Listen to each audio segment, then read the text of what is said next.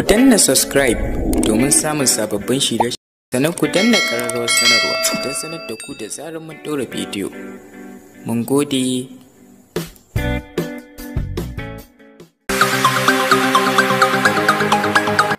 Assalamu alaikum, barkanmu da haka, sannan mu da sake saduwa da ku.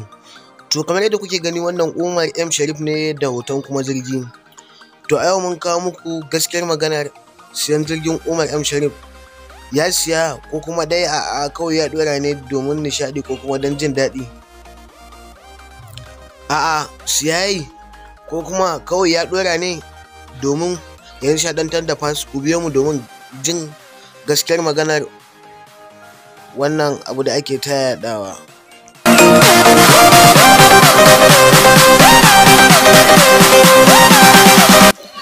Wannan mota Umar M Shareef ita ya fara dora a shafinsa na Instagram, inda yake cewa jama'a a yi hakuri an samu canji, wannan ce, sai dan yi alamar dariya, amma kar a yi repost, na gode.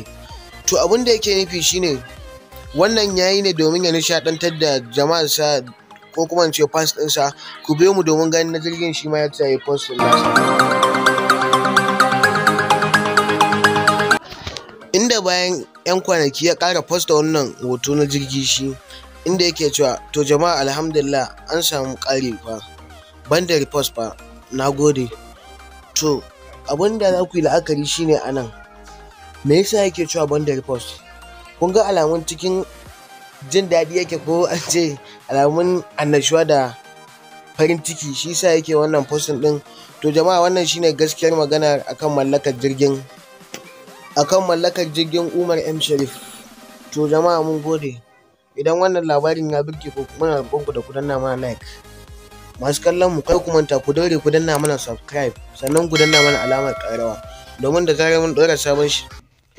Mun gode, sai an jima.